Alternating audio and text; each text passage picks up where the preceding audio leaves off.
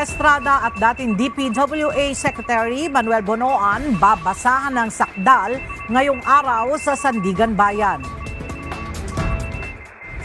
Minority Senator tinawag na pag-hostage sa lehislatura at pag-boycott sa trabaho ang hindi pagsipot ng mayorya sa sesyon kahapon.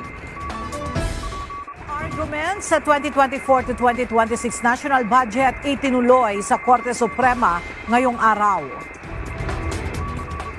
National Bureau of Investigation naghain ng reklamo sa Kamara laban kay Cavite 4th District Representative Kiko Barzaga kaugnay ng kanyang mga social media posts.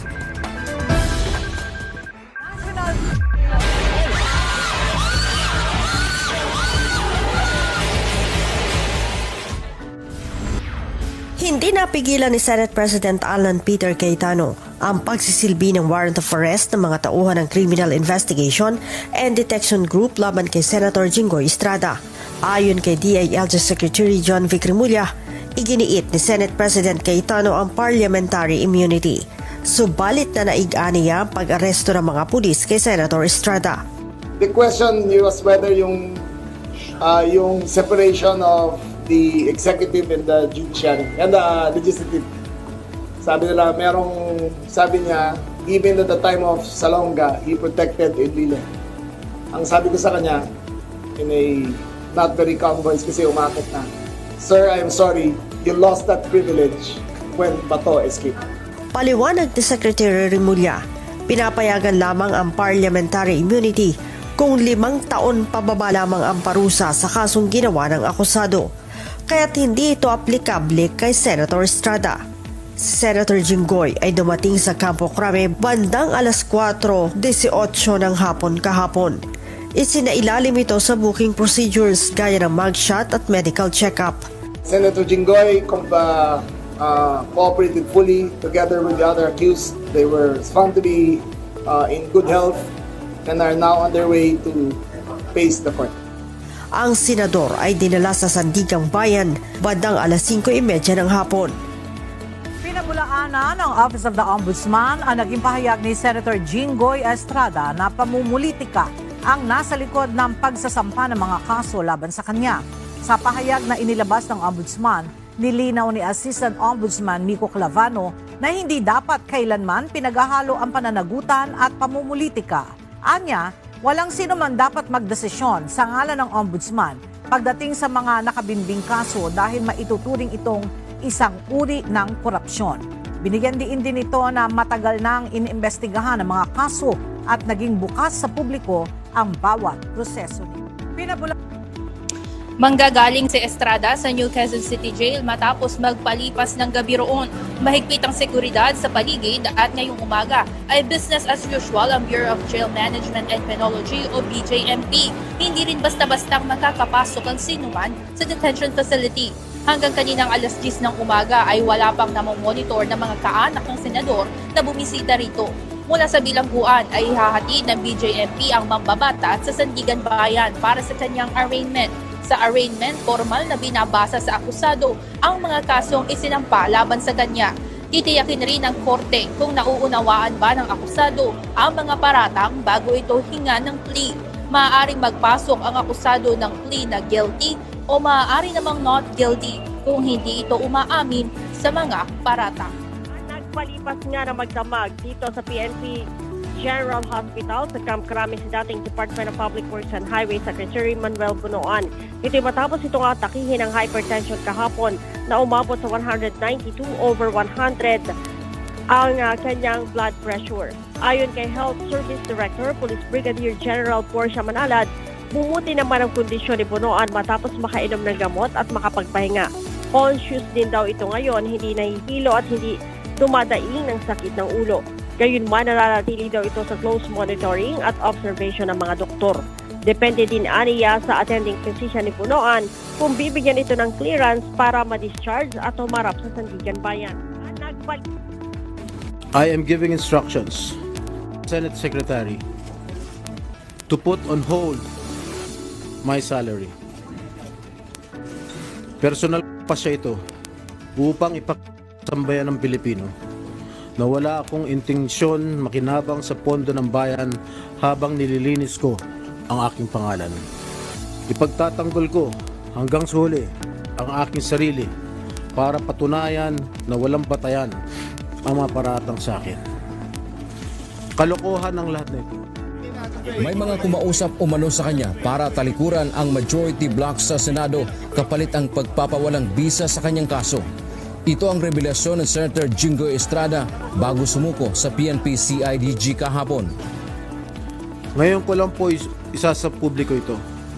Maraming beses po ko inalok na talikuran ang independent majority block kapalit ang pagbabasura sa aking kaso. Ngunit, hindi ko po ito tinanggap.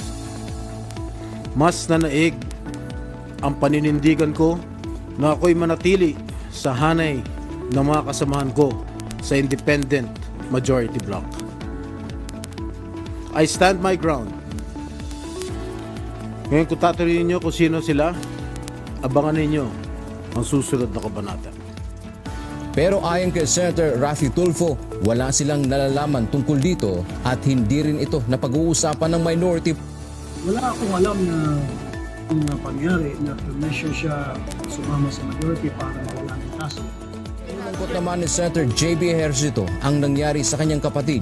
Gayunman, naniniwala siya na dapat pairalin ang batas.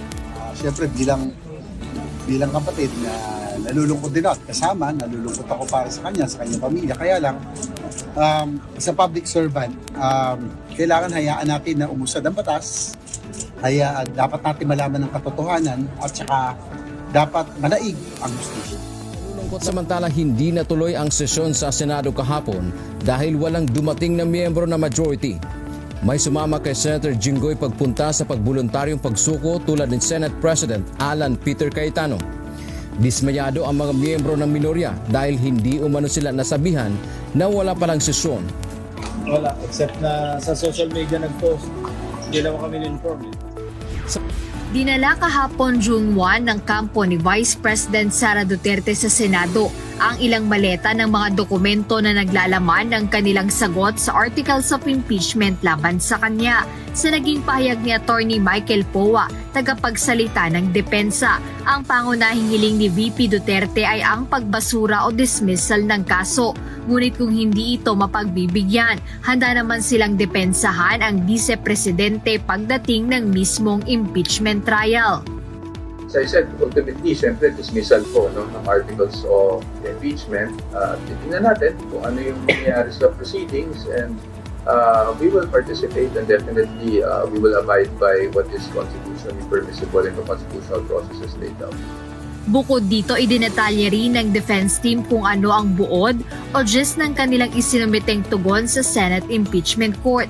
Iginiit ni Attorney Powa ang umano'y mga irregularidad sa House Committee on Justice bago pa man umakyat ang kaso sa Senado. Gayunpaman, sinagot pa rin nila ang bawat puntong nakapaloob sa articles of impeachment. Ang summary po ng answer namin is we really just set forth, yung sabi ko nga kanina, yung defenses ng Vice President, yung nakita nating mga infirmities kahit dun sa naganap na Committee on Justice proceedings. No? Kaugnay ito ng siyam na social media posts na may kaugnayan sa nangyaring gulo o putukan ng baril sa Senate of the Philippines noong May 13, 2026. Kabilang narito ang alegasyon ni Representative Barsaga na may pagtatangkang assassination umano laban sa ilang senators. Kung si NBI Director Attorney Melvin Matibag ang tatanungin, nais nitong mapatawan ng expulsion ang kongresista.